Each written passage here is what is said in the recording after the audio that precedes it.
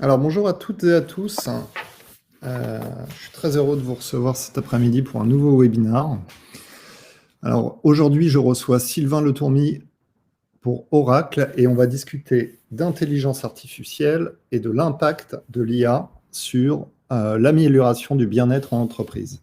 Sylvain, je vais te laisser te présenter. Et bonjour à tous, merci Christophe de m'accueillir sur ton webinar.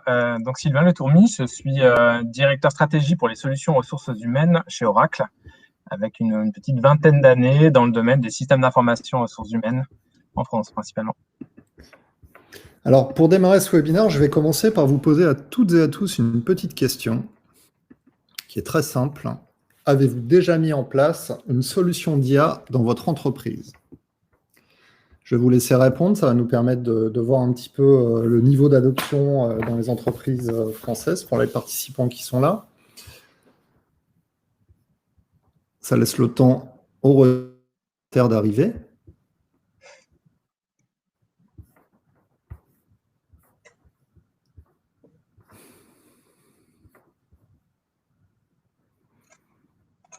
Bon, on va dire que pour l'instant, grande majorité, c'est plutôt non.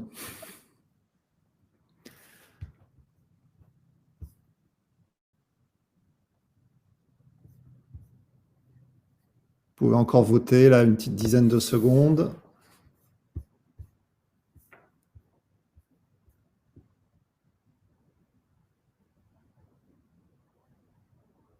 Voilà, là, il y a une cinquantaine de participants qui ont répondu, soixantaine.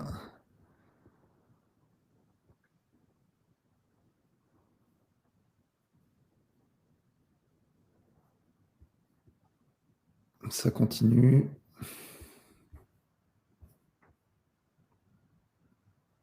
Allez, je stoppe, ça nous donne une tendance.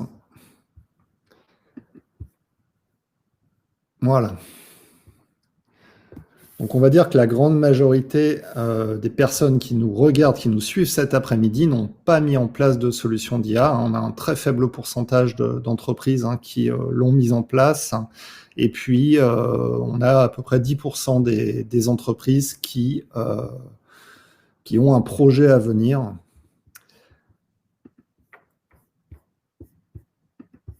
Et deuxième question, si vous mettiez en place l'IA, quel usage en feriez-vous dans votre entreprise ?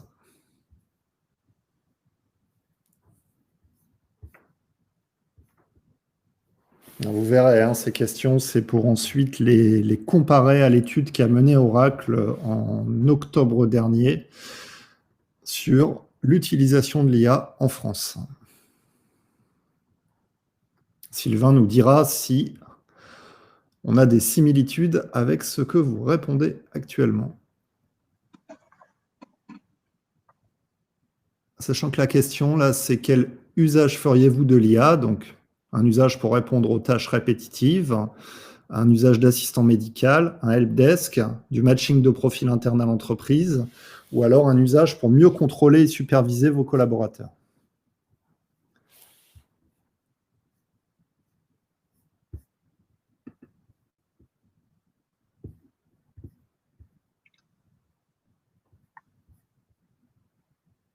Bon, en majorité, je vais mettre fin au vote.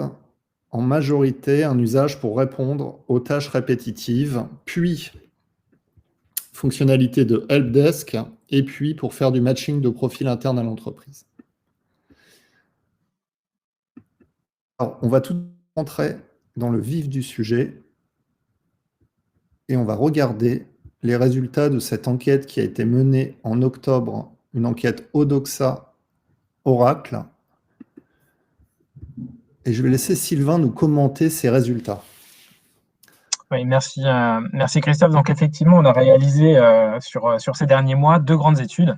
Une étude qui a été réalisée au niveau mondial sur le rapport entre les collaborateurs et l'intelligence artificielle dans le contexte du bien-être en entreprise. Et puis cette étude que vous avez sous les yeux, qui a été réalisée exclusivement en France sur 1000 personnes et qui a été réalisée avec Odoxa et Tech & Co sur le rapport des collaborateurs à l'intelligence artificielle dans le monde du travail.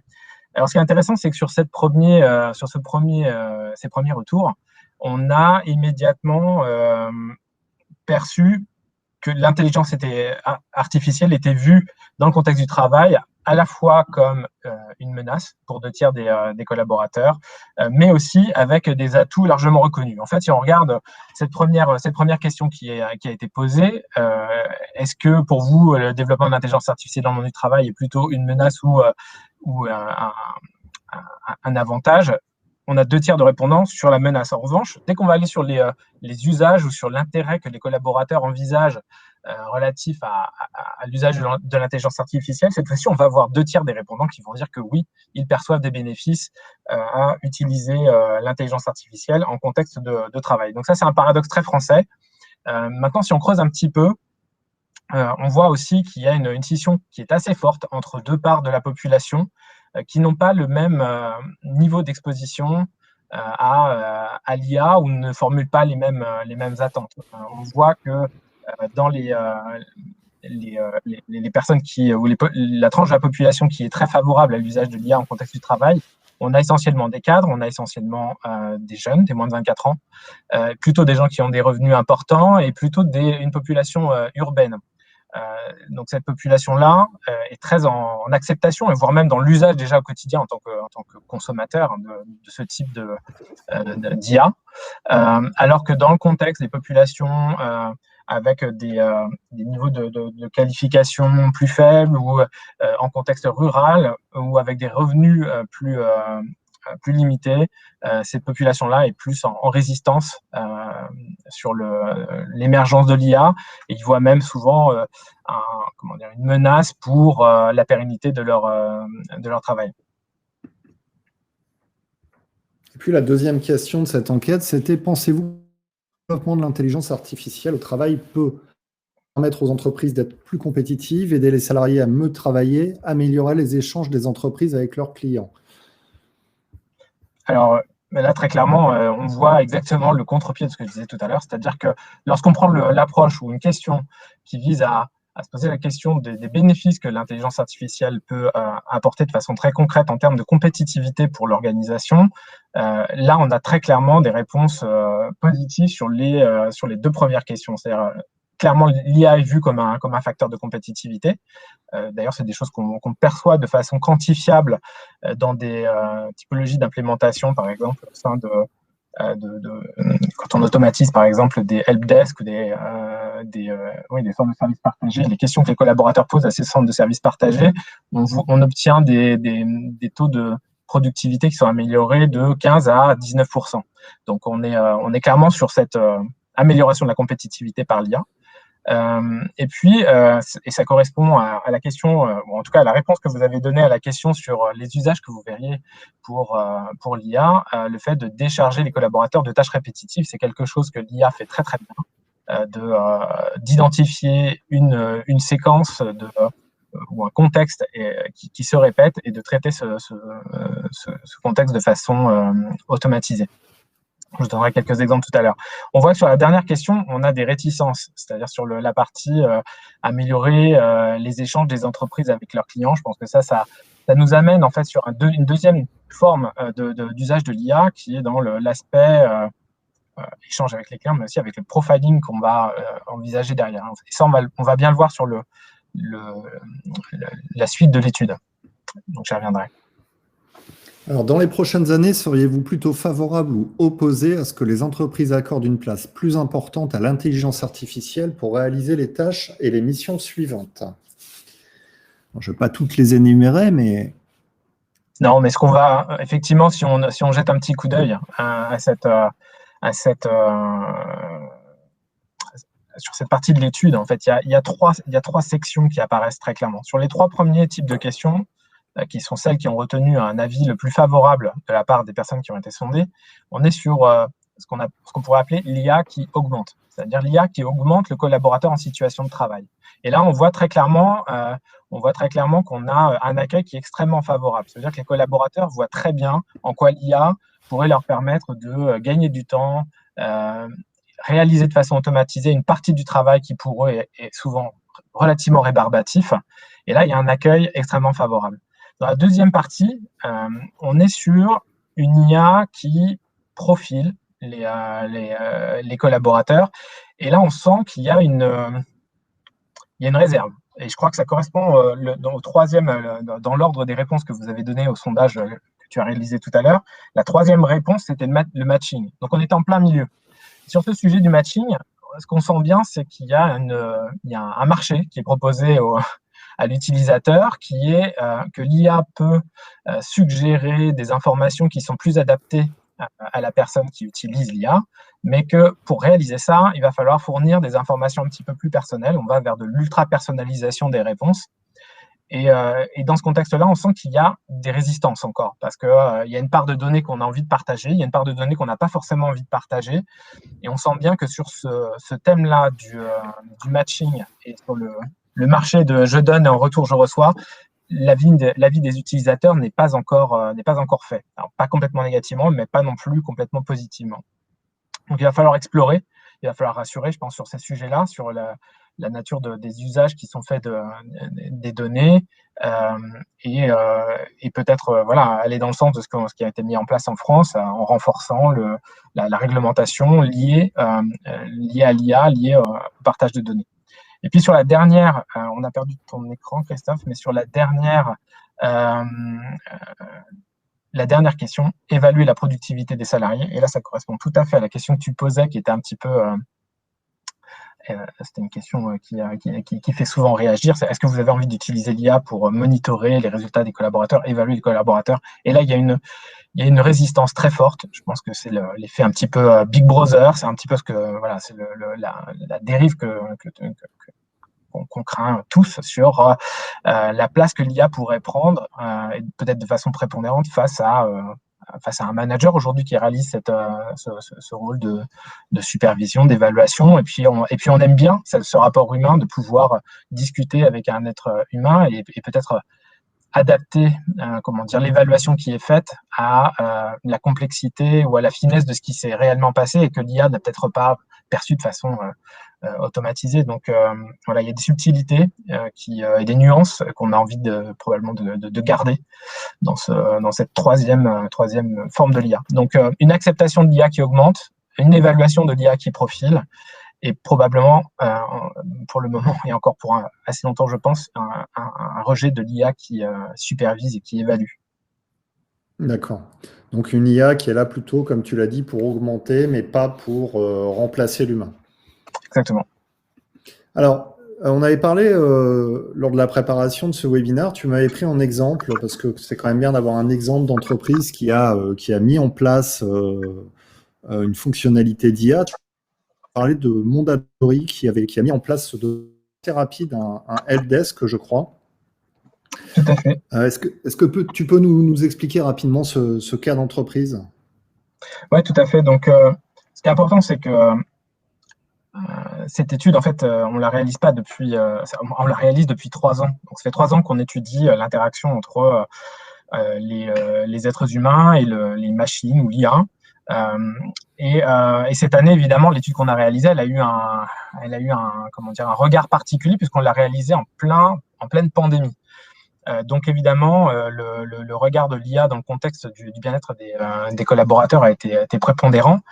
Et comme tu le cites, l'exemple de Mondadori, c'est un usage qui est venu en plein dans le contexte de la pandémie et où le DRH a décidé de mobiliser les capacités qui étaient à sa disposition d'un point de vue digital pour traiter les sujets qui étaient des sujets d'anxiété des collaborateurs vis-à-vis de la pandémie. Donc, très concrètement, Mondadori, c'est un éditeur de presse italien qui est présent en France, en particulier dans la distribution de Grazia, 3000 collaborateurs dans le monde. Ça faisait des années en fait qu'ils déployaient, enfin pas des années, mais ça faisait déjà 1 an et demi qu'ils déployaient différents modules de la suite HCM Cloud d'Oracle. Donc ils avaient réussi à mettre en place toute la partie gestion administrative unifiée, la gestion des talents, la gestion de la formation. Et donc ils étaient en possession d'un socle de données commun à tous les collaborateurs. la demande très forte du CEO de Mondadori auprès du DRH, ça a été de mettre en œuvre ce qui était nécessaire pour faciliter le retour des collaborateurs en environnement de travail et répondre à toutes leurs questions. Donc, ils ont mis en place l'assistant digital Oracle qui est intégré dans cette suite de solutions RH. Et cet assistant digital a été configuré pour répondre à toutes les questions des collaborateurs relatives au Covid. Donc, est-ce que pour retourner sur mon environnement de travail, j'ai besoin d'avoir un examen qui montre que je suis négatif? Ou est-ce que je peux passer cet examen? S'il a un coût, qui le prend en charge? Si je suis positif, au bout de combien de temps est-ce que je peux revenir? Pendant la période où je serai absent, quels sont les déclaratifs que je dois réaliser? Quel sera le niveau de salaire que je vais toucher pendant cette période-là? Toutes ces questions-là, tous les collaborateurs se les sont posées. Mais ce qui est intéressant dans cette démarche-là, ils ont décompté sur un mois plus de 35 000 questions qui ont été prises en charge, questions des collaborateurs, qui ont été prises en charge par le bot. Donc, vous imaginez le nombre d'heures de charge de travail pour les ressources humaines si un être humain avait dû prendre en charge ces questions-là. Donc, voilà ce qu'a fait le DRH de Mondadori. Donc là, on est sur un cas concret d'adaptation de la technologie pour répondre à des sujets d'anxiété des collaborateurs et avec un temps d'implémentation qui est très très court. Là, on parle de 2-3 semaines pour mettre en œuvre une réponse à un événement qui était complètement inattendu. Techniquement, c'est le service RH qui configure les questions et les réponses? Alors techniquement, c'est le service RH qui indique quelles vont être les questions et les bonnes réponses aux questions. Donc là, on est bien face à chaque RH qui définit sa politique RH face à une thématique qu'il souhaite traiter. Et en revanche, l'intégration, la réalisation, la configuration de l'assistant est réalisée, en fait, on parle d'une configuration ici, est réalisée par un intégrateur. Ouais, d'accord. Qui connaît la solution Oracle et comment la configurer. Et ensuite, ce qui vient par défaut, c'est toute la capacité de l'assistant digital à comprendre une phrase en français, à l'interpréter, à trouver la bonne réponse. Et toutes les questions et les réponses peuvent être soumises par texte ou en format conversationnel ou directement par la voix. D'accord. Et puis, ça a un autre avantage, tu disais, on gagne beaucoup de temps, beaucoup de productivité, mais ça offre aussi l'intérêt pour le salarié de pouvoir consulter cet outil jour et nuit. C'est-à-dire que tu as une insomnie, tu te poses une question à 2 heures du matin, tu peux poser ta question. Ça a quand même aussi cet intérêt. C'est exactement ça. Je pense qu'il y a un sujet avec le contexte de la pandémie, est venue une forme de pression, d'urgence à trouver des réponses.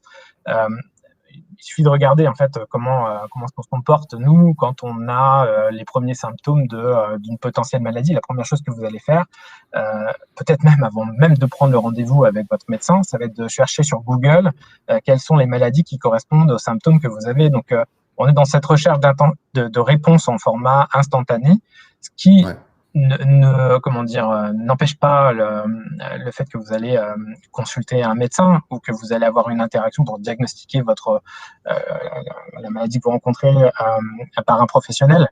Mais le rôle de l'IA ou le rôle de votre recherche sur Google en instantané, c'est de vous permettre de vous orienter, on va dire, dans la bonne direction et donner les premières réponses qui vous mènent vers le bon interlocuteur. Je pense que l'IA permet de t'orienter, Google permet de te faire flipper. Je vois un petit peu trop souvent que vous avez une maladie grave, effectivement. Autre application chez Oracle, vous l'utilisez en tant qu'assistant médical. Alors, oui, le sujet la question s'est posée en fait dans notre étude de l'utilité d'un assistant médical. Les réponses ont été très, très positives. Alors, ce qui n'est pas très surprenant, parce que nous, on a, ça c'est plutôt une expérience qu'on a eue au sein d'Oracle. On a décidé de déployer une conciergerie médicale qui est un dispositif qui permet aux collaborateurs, face à une situation rencontrée, de répondre à un petit questionnaire. Et ce questionnaire va diriger le collaborateur vers les services les plus adaptés à son contexte. C'est le professionnel de santé qui est le plus adapté. Alors, ce qui est intéressant, c'est que le contexte en fait de la pandémie a amené une forme de diversité beaucoup plus importante pour chacun des collaborateurs dans leur rapport à leur lieu de travail. Et ça crée en fait, parce que moi, quand je travaille chez moi, vous voyez, je suis dans un petit appartement, je suis dans mon salon, j'ai 5 enfants à la maison. Évidemment, mon contexte de travail n'est pas celui d'un autre, et les questions que je me pose sont très différentes de celles que j'aurais pu me poser dans un environnement de travail professionnel classique. Donc, cette diversité de contexte de travail des collaborateurs amène des attentes beaucoup plus personnalisées. Et cette personnalisation, elle induit de la charge sur les services ressources humaines pour répondre de façon personnalisée à chacun des cas. Et en ça, c'est un des domaines dans lequel l'IA peut jouer un rôle assez fort, c'est de répondre à ce besoin d'ultra-personnalisation de façon automatisée en dirigeant les collaborateurs vers le bon interlocuteur. Donc chez Oracle, on a mis ça en place et ça nous permet d'aller vers le professionnel de santé adapté et qui est aussi à proximité du lieu dans lequel je travaille, qui n'est plus aujourd'hui le bureau d'Oracle, qui nous sommes à 100% en télétravail depuis le mois de mars. Alors, pour revenir sur l'enquête mondiale qui a été réalisée auprès de 12 000 collaborateurs, alors je ne triche pas, hein, je prends le communiqué de presse, comme ça tout le monde le voit. Ça commence assez fort, hein, ça commence par 82% des salariés dans le monde préfèrent se tourner vers des robots pour préserver leur santé mentale plutôt que de solliciter l'aide de leur manager. Alors du coup, ça me fait rebondir, je vais vous poser à vous une question. Est-ce que vous vous sentez libre ? Vous sentez-vous libre de parler à votre manager de vos problèmes de santé ou de vos problèmes personnels ? Oui, non, car cela aura un impact sur ma carrière. Non, car il ne s'y intéressera pas. Non, car c'est du domaine personnel. Je vous laisse répondre quelques instants.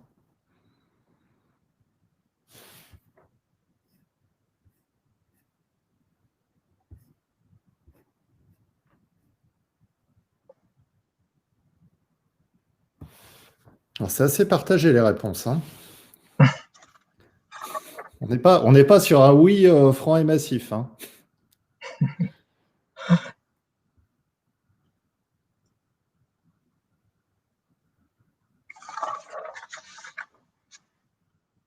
Allez, encore 5 petites secondes pour voter. Voilà. Donc 29% estiment que oui, qu'il n'y a pas de problème particulier.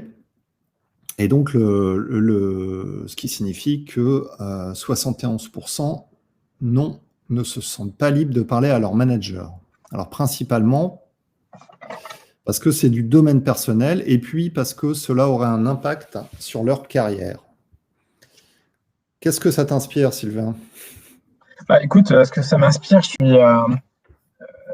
déjà, nous, on a été très surpris en fait de la réponse qu'on a, de cette réponse de 82% qui pensaient qu'il était plus efficace de parler à un robot plutôt qu'à un humain pour résoudre ce type de problématique. Maintenant, quand on creuse un petit peu, ça m'a fait repenser à une autre période qu'on a vécue qui a été assez significative, qui était la période MeToo. Pendant cette période-là, le sujet du harcèlement au travail a été évoqué de façon beaucoup plus transparente. Et à cette époque-là, j'ai vu se développer une démarche qui m'avait surprise là aussi, mais finalement qui s'expliquait bien, qui était l'émergence d'un outil qui s'appelait Talk2Spot.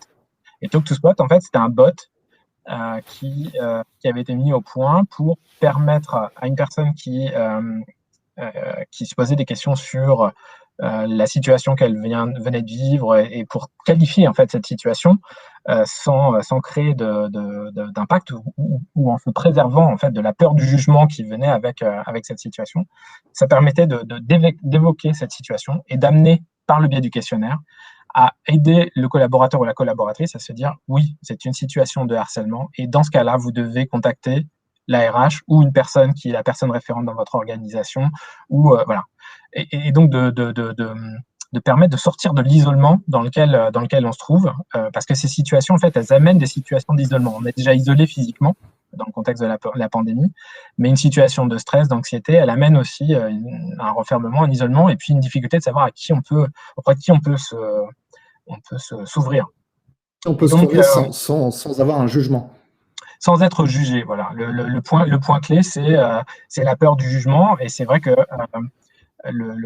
bon, tout est dépendant aussi de la nature du manager qu'on a au-dessus de toi, mais on est déjà dans une situation dans le contexte de cette pandémie qui a rapproché encore plus la vie professionnelle et la vie professionnelle. On a de plus en plus de difficultés à dresser la ligne entre les deux. Enfin, là, aujourd'hui, moi, depuis cette période-là, quelque part, aujourd'hui, tous nos participants voient l'intérieur de mon appartement.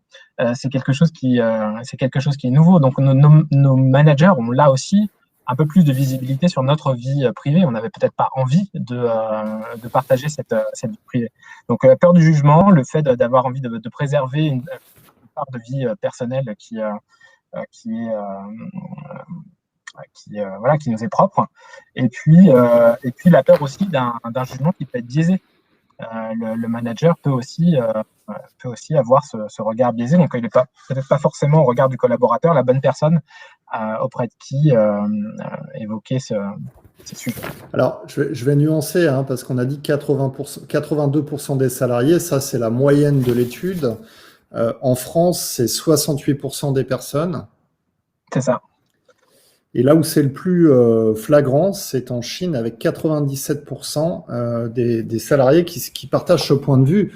Mais tout ça, c'est aussi lié à la culture de chaque pays. Culturel, ouais. Alors, c'est intéressant ce que tu fais ressortir parce que dans les études précédentes, on a toujours eu en fait, un niveau d'acceptation de l'IA qui est différent dans les différents pays. On a toujours noté que les pays d'Asie étaient très favorable à l'émergence de l'IA sur toutes les études qu'on a réalisées. Mais à l'époque, on avait aussi en France un rejet qui était beaucoup plus fort. Aujourd'hui, aux questions qu'on pose relatives à l'usage de l'IA, la France est remontée beaucoup plus haut en termes d'acceptation. Et on a toujours des attentes extrêmement positives de la part des pays asiatiques, ce qui, dans notre regard culturel français, peut même être plutôt inquiétant vis-à-vis de la place qu'on laisse à l'humain dans ce rapport humain-IA. Bon, après, il faut dire aussi qu'en France, là, tu parles d'une augmentation de l'acceptation, mais il y a une augmentation de l'acceptation du digital, une accélération de toute façon depuis 6 mois qui est liée à la pandémie. Donc ça joue aussi, c'est aussi très contextuel. Est-ce que tu penses que la période a été révélatrice. Est-ce que tu penses que ça va se pérenniser? Est-ce que c'est un accélérateur? Oui, moi je pense, je pense qu'il y a eu différentes phases. Je pense qu'on l'a bien vu, c'était à la sortie du premier confinement, je pense qu'on a une part de nos concitoyens qui sont même de nos collaborateurs qui ont cherché un retour à la norme, c'est-à-dire à la norme qu'on connaissait avant. Et puis en fait, l'arrivée de cette seconde vague, quelque part, elle nous rappelle que le virus est toujours là, que le confinement est possible, que finalement, ce qui semblait être peut-être une période transitoire est en train de s'installer comme une nouvelle norme. Et puis par ailleurs, il n'y a pas eu que des retours négatifs. Quand on pose la question aux collaborateurs de pérenniser, il y en a 6 personnes sur 10 qui se déclarent positives à l'idée de maintenir le télétravail après la pandémie. Donc on est clairement aussi sur des changements de pratiques. Je pense qu'il y avait des fausses barbes concernant un certain nombre de recours au digital pour des bonnes et des moins bonnes raisons. Et je pense que la période qu'on a vécue a fait céder quelques digues, nous a obligés, tant bien que mal, à pratiquer de nouveaux modes de travail. Et dans ces nouveaux modes de travail, il y a du positif. Je pense qu'il y a un certain nombre de collaborateurs qui ont trouvé aussi un équilibre dans le fonctionnement en télétravail. Est-ce que l'étude est publique, Sylvain? Est-ce que nos participants peuvent la retrouver quelque part? Alors, je pourrais tout à fait te donner un lien pour que nos participants puissent télécharger Ouais. Si tu peux le mettre dans le, je sais pas si tu l'as là, mais si tu peux le mettre directement dans le chat, comme ça leur permettrait de l'avoir. Je vois qu'on nous le Je ne l'ai demande. pas juste là. Je l'ai pas Tu juste l'as là. pas juste là? Bah, à ce Je moment-là, passerai je un le message à mettrai. Émilie. Si Émilie est connectée, elle va me l'envoyer. Sinon, je le mettrai avec la diffusion des replays directement sur MyRHline. Je le mettrai dans la description. Ouais, très bien.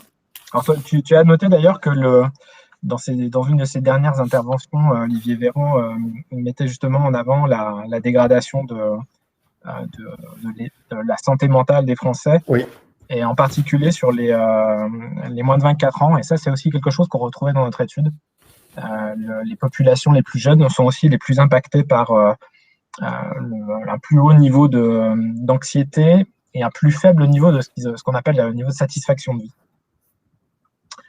Donc ça appelle aussi, je pense, pour les RH, un certain nombre de points liés à l'épanouissement en contexte. Ouais, et puis tu as aussi, après, tu as aussi une certaine logique, c'est-à-dire que je pense que les populations les plus jeunes, de toute façon, déjà en entreprise, sont celles qui ont le plus besoin, entre guillemets, d'encadrement, de management, de soutien de la part de l'entreprise, puisqu'il y a une carrière, donc je pense que c'est aussi lié à ça. Et est-ce que cette enquête mondiale, elle intègre, comme l'enquête Odoxa, des catégorisations par CSP qui montreraient des écarts? Alors, c'était intégré dans l'étude, mais on n'a pas noté de retour particulier sur cet axe-là, sachant que l'étude était très liée à l'anxiété, au stress dans la période Covid. Donc, cet aspect-là n'est pas ressorti. Alors, Émilie, merci. Émilie a partagé le lien là, que vous allez trouver dans le chat, où vous allez pouvoir retrouver l'intégralité de cette étude. Ça, c'est du travail d'équipe. Merci, Émilie. Hein, c'est du travail à distance. Et ça prouve que sans la technologie, là, en ce moment, on ne ferait pas grand-chose. Je pense que c'est un des points qu'on peut évoquer aussi, c'est que cette période a aussi mis en avant la nécessité pour les collaborateurs de pouvoir utiliser des outils de collaboration digitaux et qui les mettent tous sur un pied d'égalité.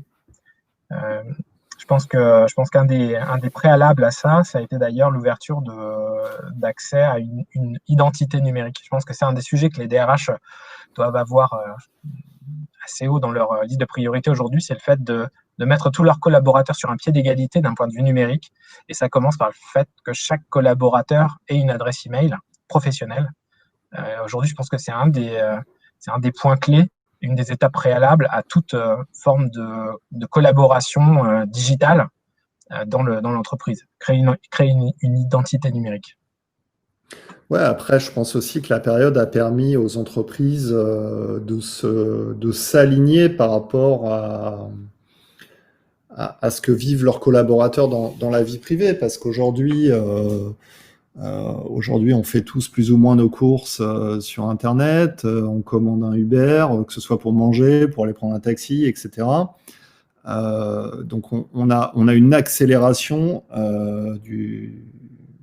on va dire, du rattrapage du retard des entreprises par rapport à ça, parce qu'on commençait à avoir un vrai décalage entre ce qu'on est capable de faire avec ce petit outil dans la vie privée et ce qu'on n'est pas capable de faire avec ça dans le monde professionnel. C'est-à-dire qu'il y a beaucoup de boîtes où avec ça, tu sais toujours pas combien il te reste de congés, tu sais toujours pas où est ton bulletin de salaire, tu dois toujours appeler ta RH pour avoir la moindre attestation. Donc je pense que ça permet aussi... je dirais, c'est un des points positifs de cette crise, parce qu'il y a beaucoup de points négatifs, mais il y a aussi des points positifs. C'est qu'on est peut-être aussi en train de rattraper un retard qui va permettre aux entreprises demain de gagner en compétitivité. Clairement, mais je pense tout à l'heure, je te parlais de fausses barbes relatives à l'usage du télétravail et la confiance qu'on pouvait avoir dans la bonne exécution de ce mode de travail. Je pense que il y a une deuxième qui ressortait assez fréquemment, qui était le fait de dire qu'il n'était pas utile de donner un accès aux collaborateurs à certains services RH parce qu'ils n'avaient de toute façon pas de PC ou d'accès physique aux services qui leur seraient donnés par les ressources humaines. Et en fait, aujourd'hui, clairement, tous les collaborateurs sont équipés d'un smartphone. Et même s'ils n'ont pas une adresse email officielle dans leur entreprise, ils ont un smartphone à titre personnel. Donc, clairement, je pense que ça renvoie aussi une obligation pour les fournisseurs technologiques comme Oracle, qui est de créer des services, et y compris les services dont on parle là, d'IA et d'assistants digitaux, accessibles depuis des smartphones. Donc ça, c'est un axe important. Aujourd'hui, si vous donnez une adresse professionnelle à un collaborateur et un lien Internet pour se connecter sur son application avec son téléphone, il pourra tout à fait accéder à l'entièreté des services qui sont à destination des collaborateurs. En tout cas, c'est ce que font nos clients dans l'hôtellerie, dans la grande distribution, dans les services, dans les entreprises de services de nettoyage. Voilà. Toutes ces organisations-là adoptent cette approche-là. Alors, je pense que ce qui est important au niveau de l'IA, c'est aussi de donner de la perspective, en fait, et d'expliquer des cas d'usage. Tout à l'heure, on a parlé du cas d'usage de cette entreprise-là qui l'a mis très rapidement à disposition de ses salariés en 3 semaines, tu nous as dit, donc c'est assez rapide à mettre en place et à déployer. Tu m'avais évoqué un autre cas d'usage, notamment qui correspond à la situation actuelle où on est quasiment tous en télétravail, sur une application qui permet de connecter les bonnes compétences internes entre elles. C'est-à-dire, je suis salarié, je suis chez moi assis dans ma cuisine en train de télétravailler et on va dire je suis intégrateur Oracle, je suis en train de faire un paramétrage, je suis bloqué. Mais je ne sais pas à qui demander. Ouais, effectivement, c'est un des. En fait, il y a dans le contexte en fait du fait d'améliorer le contexte de bien-être des collaborateurs ou leur santé mentale, il y a un des facteurs qui joue assez fortement, c'est le fait y compris en contexte de pandémie où on est chacun confiné chez soi, c'est de développer le sentiment d'appartenance. Alors, dans le contexte de l'entreprise ou avec les outils digitaux, ce qui peut permettre de développer le sentiment d'appartenance, dans l'approche d'Oracle, ça a été de développer un outil qu'on appelle Connections. Et cet outil Connections, il porte bien son nom puisque son but, c'est de faciliter les connexions et donc la visibilité des collaborateurs les uns avec les autres. Quand je vais venir sur le profil d'un des collaborateurs, je vais identifier ses passe-temps, les causes pour lesquelles il s'engage, là où il réalise du volontariat. Je vais voir les compétences qu'il déclare de façon publique. Je vais trouver aussi les autres, en tant que détenteur d'une compétence, je vais trouver les autres experts qui détiennent la même compétence que moi, ce qui va me permettre aussi de créer une communauté d'experts et donc d'échanger avec des gens qui me ressemblent, qui ont les mêmes intérêts que moi. C'est une sorte de LinkedIn interne ? En fait, c'est un super LinkedIn interne, mais avec les données de l'entreprise. Donc, l'entreprise, cette fois-ci, est propriétaire de ces données. On a le libre usage. Et c'est probablement d'ailleurs un asset compétitif interne à l'entreprise.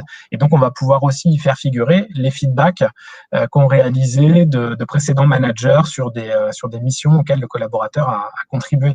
Parce que c'est important aujourd'hui, on parle de plus en plus des organisations agiles.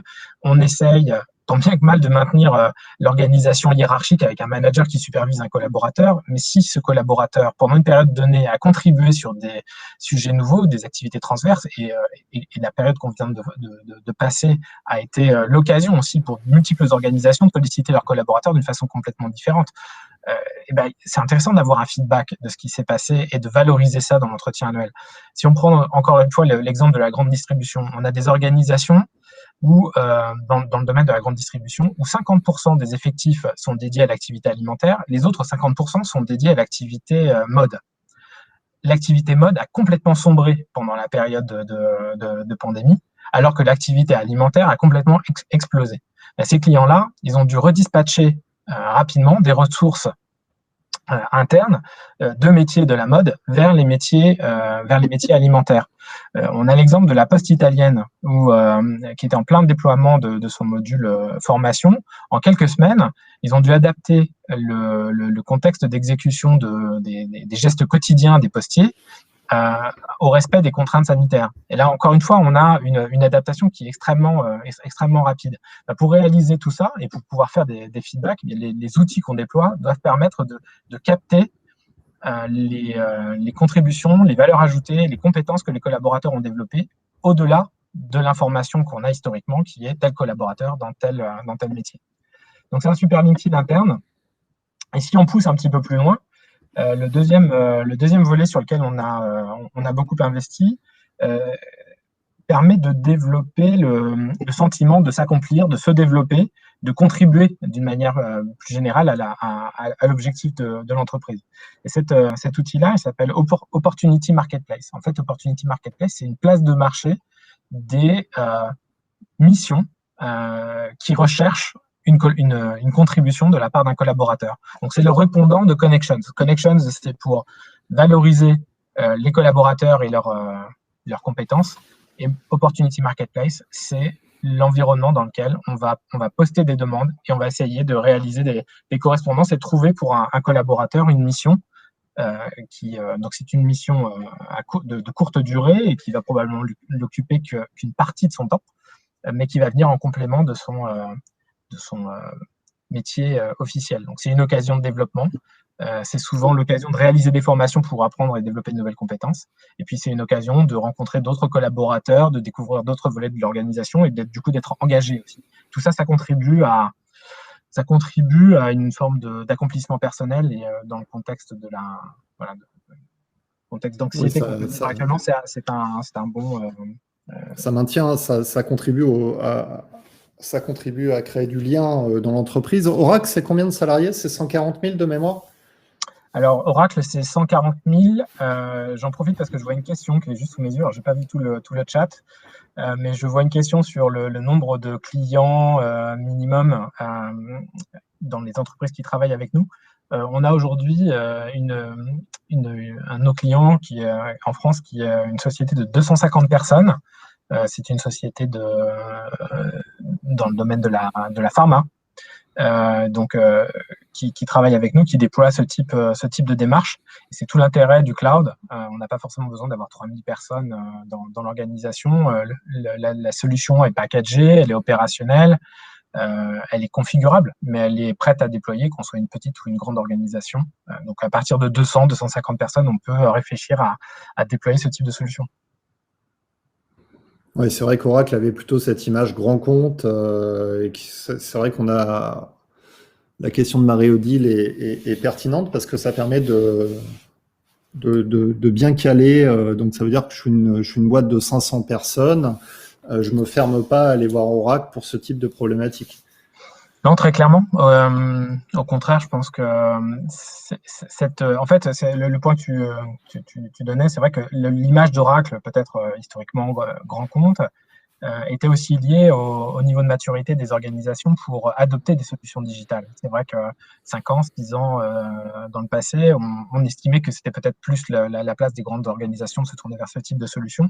Maintenant, on peut retourner le problème en sens inverse, c'est qu'aujourd'hui, quand on est une petite organisation, le cloud et cette approche, on va dire, très packagée des solutions, c'est une opportunité comme les PME n'ont jamais eu de profiter de technologies de pointe qui sont aujourd'hui démocratisées.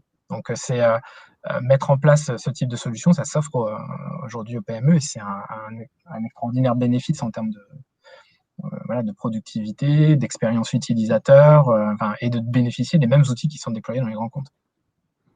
D'autant qu'aujourd'hui, tout à l'heure, je disais la crise est un accélérateur et c'est peut-être bénéfique pour toutes ces pratiques digitales. Mais si on revient au cœur du sujet, l'intelligence artificielle peut-elle améliorer le bien-être des salariés? Ce webinaire, on aurait pu le tenir il y a 1 an, 2 ans. Il aurait eu toute sa valeur. On aurait eu peut-être moins d'audience et ça aurait été moins écouté. Mais dans ton enquête, on relève quand même que 84% des salariés souhaitent que leur entreprise mette à disposition des technologies nécessaires pour soutenir leur santé mentale. Ouais. Mais ça date pas d'aujourd'hui, en fait. C'est pas quelque chose qui est lié à la pandémie. Aujourd'hui, il y a beaucoup d'entreprises qui l'ont mis en place dans l'urgence pour répondre à un besoin, parce qu'effectivement, on était face à des besoins qui ont explosé. Mais le fait de déployer des stratégies qui visent à améliorer le sentiment de bien-être, le sentiment d'appartenance, la confiance en entreprise. Parce que quand tu cites Opportunity Marketplace, bah, typiquement, on est sur des solutions qui permettent aussi de renforcer l'engagement. Et ce n'est pas une réponse au Covid, cette solution. C'est une réponse aux problématiques, je dirais, qui sont classiques des entreprises, d'engagement, de motivation, de donner de la visibilité aux collaborateurs. Non, je pense que ton point est intéressant. Encore une fois, si on reparle de MeToo, le phénomène MeToo n'est pas apparu parce que le harcèlement sexuel est apparu. Le harcèlement était là, on n'en parlait juste pas. Le télétravail n'est pas apparu quand la pandémie est apparue.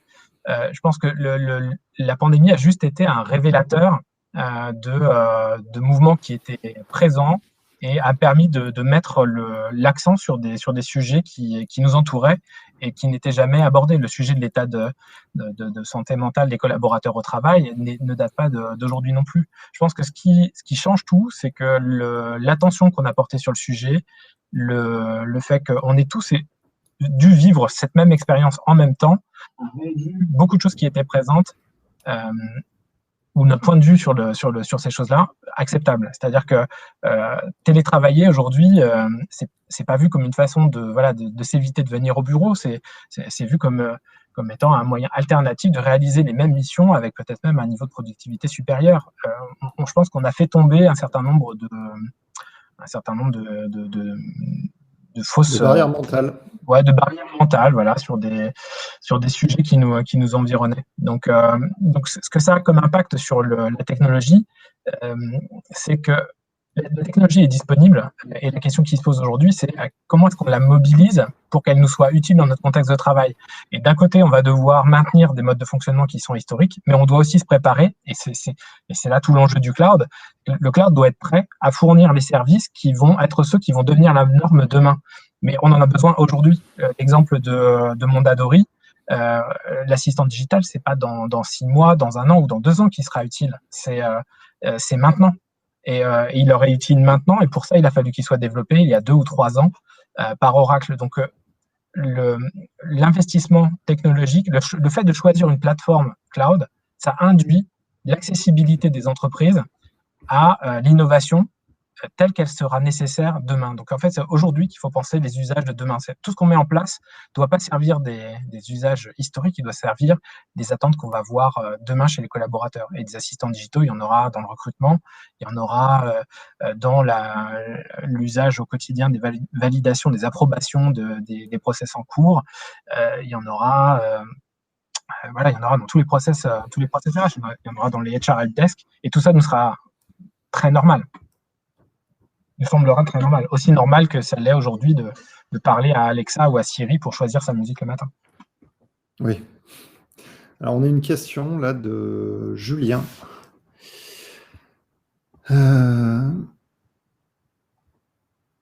Quid des illettrés du numérique réfractaires, voire dépassés par la technologie? Ouais, bon, de toute façon, sur tous ces projets, que ce soit un projet digital, un projet d'IA, 80% du projet, de la réussite du projet, c'est bien évidemment l'accompagnement au changement. Sylvain. Oui, il y a un gros sujet. D'ailleurs, c'est assez amusant, puisqu'en fait, c'est pas amusant, mais c'est un sujet important. C'est-à-dire que tous les projets SIRH, aujourd'hui, c'est plus un sujet technologique. Il y a une époque où, l'écran qui bug, l'interface qui fonctionne pas, etc. Aujourd'hui, on n'en est plus là, parce que les produits sont très intégrés. Chez Oracle, on a 3000 clients sur la même plateforme. Donc, autant de vous dire que l'environnement technique n'est plus un sujet. Le sujet, c'est l'adoption par les utilisateurs dans toutes les organisations. Donc, l'attention qui est responsable des SIRH, qui déploie des solutions, aujourd'hui, c'est de se poser la question de est-ce que ce que je déploie est adopté par les utilisateurs et qu'est-ce que je mets en œuvre pour faciliter ça. Donc, il y a beaucoup de stratégies qui sont déployées par rapport à ça. Nous, ces derniers temps, là, on a utilisé des outils comme des escape games pour faire découvrir nos solutions d'une façon gamifiée. Et en fait, l'adoption passe par l'usage. Donc, en fait, il faut faciliter l'accès à l'usage qui rend service à l'utilisateur. Il aura fait 2 ou 3 fois, voilà, ça devient sa norme. Donc, voilà, l'enjeu, il est effectivement très fortement sur l'adoption. Finalement, les responsables SIRH aujourd'hui, c'est des responsables du marketing RH. Si tu imaginais le nombre de fonctionnalités qu'on déploie en ressources humaines qui sont influencées par des démarches qui avaient lieu dans le domaine du marketing précédemment, je pense que là où c'est le plus vrai, c'est évidemment dans le domaine du marketing. Je peux te donner quelques exemples. Dans le domaine du marketing, dans le domaine du recrutement, on a été très inspiré par le marketing. On fait aujourd'hui du nurturing de candidats. Les premiers chatbots venaient de cette approche-là. On utilise même le même vocabulaire de pipe de candidats. C'est du vocabulaire qui vient de l'activité commerciale et marketing. Et puis, on utilise aussi, toujours issu du marketing, et aujourd'hui, ça arrive par les outils d'analyse. Dans le domaine du marketing, on utilise par exemple des outils d'analyse un petit peu dopés à l'IA qui permettent d'analyser les informations en texte libre pour analyser ce qu'on appelle le sentiment, c'est-à-dire est-ce que les informations qui sont partagées dans un texte sont plutôt de nature positive, négative, neutre, très positive ou très négative. Et ça peut être très utile pour les RH pour analyser des informations qui viennent des retours d'entretien annuels. Si je suis manager d'une équipe de 7-8 personnes ou le N+1 d'une équipe de 20 et quelques personnes, je peux me permettre de lire les commentaires des entretiens annuels. Mais si je suis DRH d'une entité de 500 personnes, comprendre la nature des retours qui sont formulés de façon positive ou négative issus des entretiens annuels, c'est beaucoup plus difficile, la valeur étant stockée dans le texte. Et là, on a ces outils qui viennent du marketing, qu'on applique maintenant aux ressources humaines, et qui permettent d'analyser des quantités de données de texte et d'en comprendre l'orientation. C'est-à-dire savoir que, par exemple, il y a des retours plutôt positifs sur la politique de rémunération, plutôt négatifs sur un autre sujet.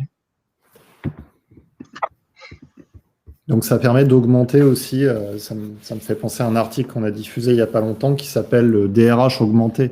Mais finalement, tout ça permet d'augmenter la valeur du jugement du DRH et donc ça va lui permettre d'appliquer une stratégie RH plus en accord avec la réalité de son entreprise. Puisque sans ces outils, effectivement, avant, il aurait été obligé de se prendre 200 feuilles à lire, chose qui n'était jamais faite. Et les entretiens dont tu parlais finissaient dans un placard et on les ressortait l'année suivante. Oui, très clairement, c'est un des enjeux. Je pense qu'on cherche tous à aller vers une RH plus équitable, à rémunérer de façon plus juste la performance. Et toutes ces démarches, elles obligent à uniformiser les RH. Une RH en temps réel. Avoir peut-être plus d'informations en temps réel, une information partagée aussi, parce qu'une décision, c'est pas forcément un manager qui recherche un arbitrage pour un niveau de rémunération pour un de ses collaborateurs, c'est pas forcément une acceptation ou un refus, c'est aussi une explication du rationnel qui est derrière la décision. Et ce rationnel, il vient par une argumentation illustrée avec des données chiffrées partagées entre la RH et le manager pour expliquer pourquoi oui, on va faire un effort ou pourquoi non. Et dans un cadre équitable pour l'ensemble des collaborateurs. Et pour faire ça, il faut avoir un socle de données partagées, il faut pouvoir croiser des données qui viennent de la performance, de la rémunération, de la formation à n'importe quel moment. Donc, on ne peut pas avoir de barrière technologique, on ne peut pas avoir de silo. Et puis, il faut que cette information elle soit accessible. Pas accessible que à la fin de la semaine, quand toutes les informations seront dans le data center en temps réel pour prendre les décisions qui sont nécessaires, soit au moment de la rémunération, soit dans les moments qui comptent. Ça marche. Je pense qu'on a fait un bon tour du sujet, Sylvain. Je pense que c'est clair. Et la réponse, en fait, à ce webinaire, l'IA peut-elle améliorer le bien-être des salariés? Je pense que c'est oui. Il n'y a pas vraiment de doute. Oui. Très, très clairement. Est-ce qu'il y a quelques questions à venir auxquelles on n'aurait pas répondu?